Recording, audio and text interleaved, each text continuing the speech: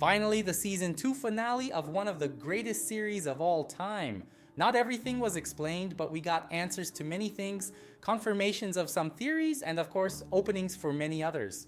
Let's talk about episode 10 of Severance. Alright, let's get into it. There's a lot to talk about here, so let's start off strong by discussing the dialogue between Jame, Eagan, and Helly R.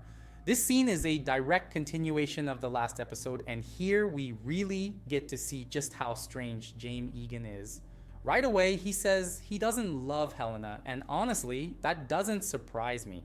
The way he treats her, and probably always has, suggests that she was more of a Lumon experiment than his actual daughter.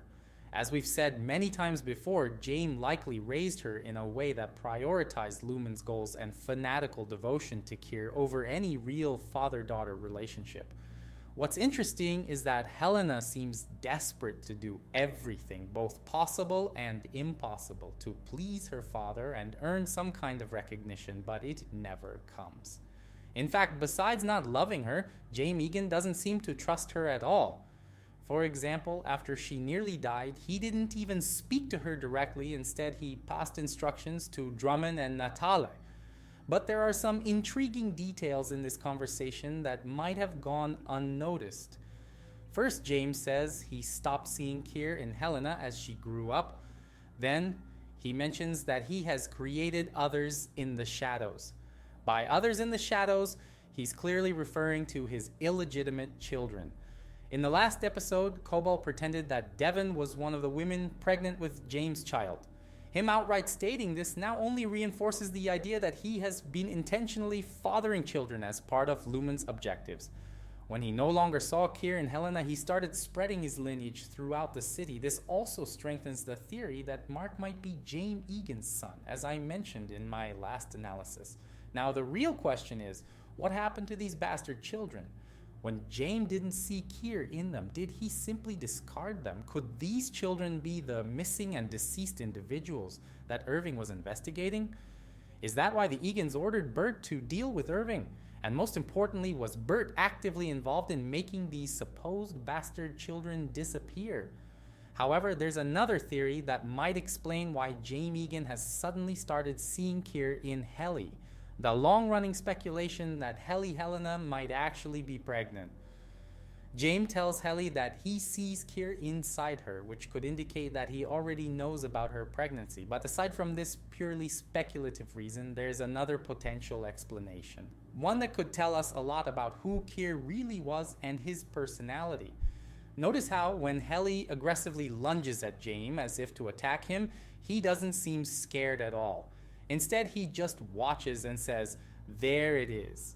As if acknowledging something, perhaps recognizing that this is Kier. We also saw a tense exchange between Kier and Milchick when they congratulated Mark on completing Cold Harbor.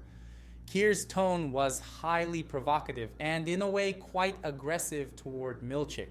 If we connect this to what Jame Eagan said and also consider the robotic Kier figure, we can start piecing together a very different picture of Kier. He may not have been the composed and enlightened figure that Lumon's teachings and paintings suggest. Perhaps he was actually a volatile, unpredictable man, completely opposite from the legend Lumon has built around him.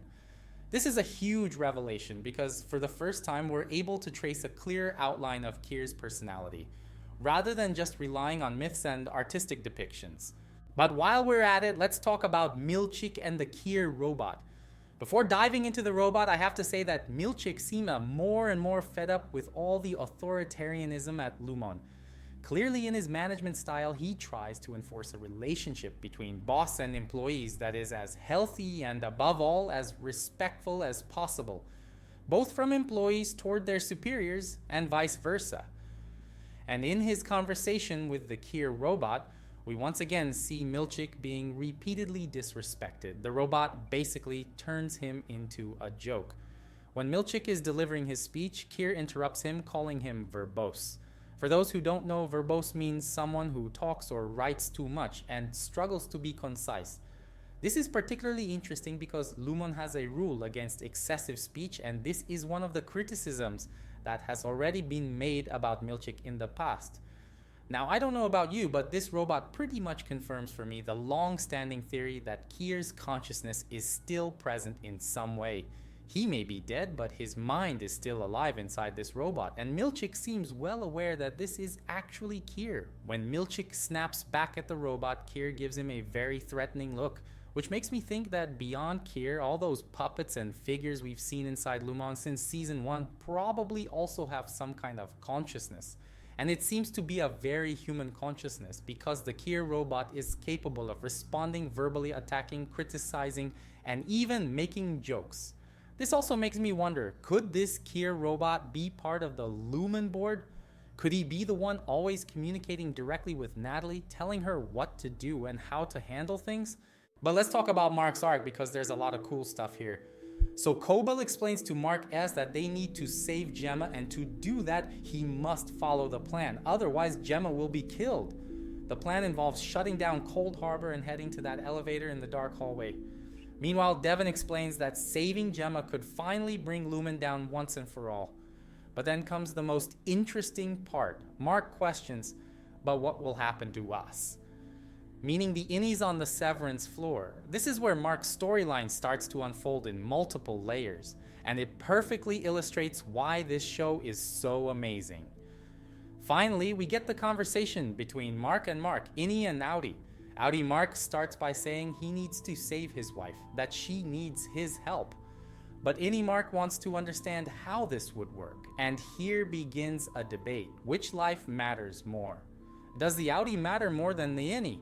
What's fair? Can we even determine that? Obviously we can't. You realize that both sides have completely valid arguments. And why are they valid? Because of love.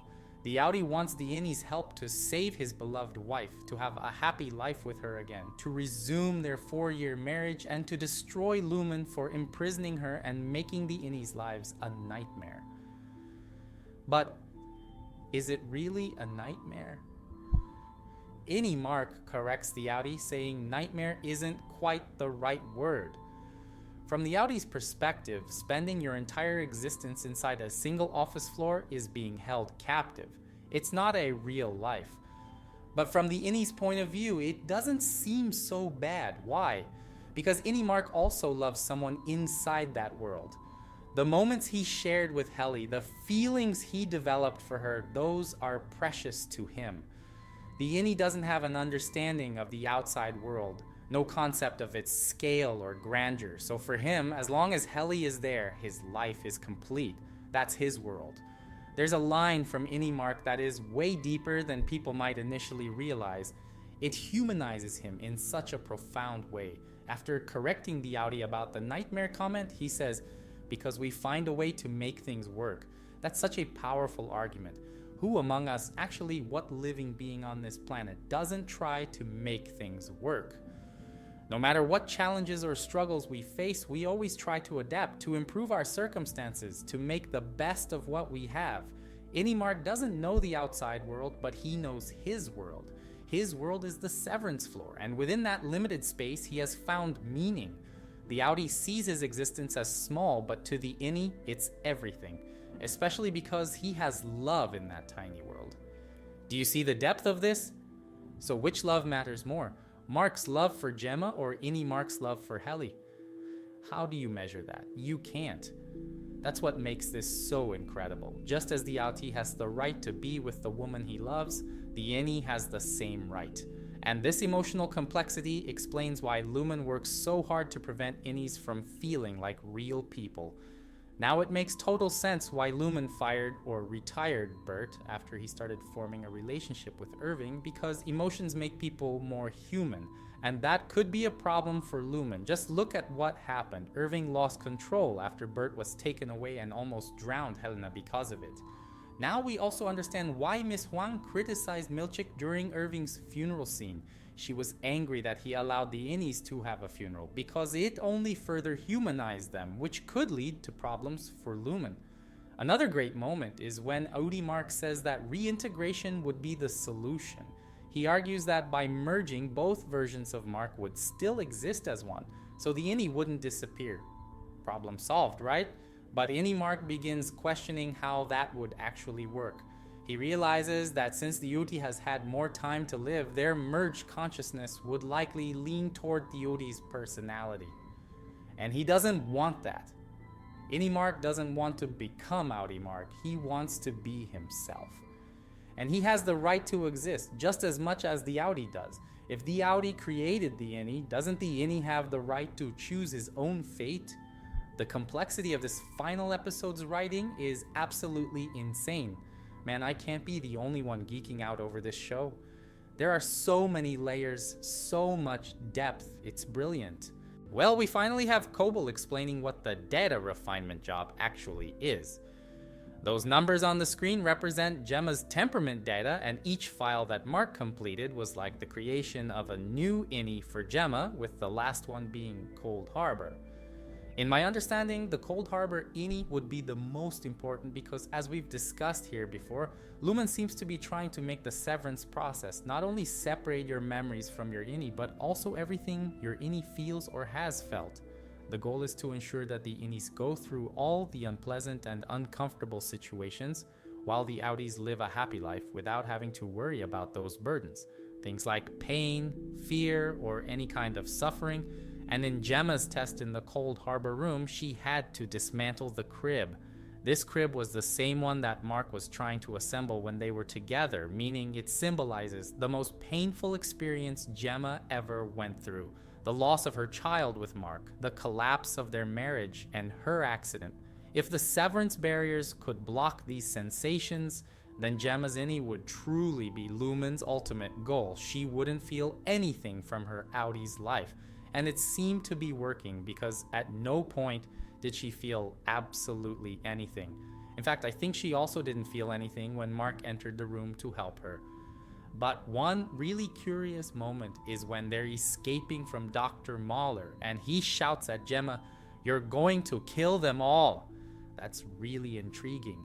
Could he be talking about Gemma's Inis?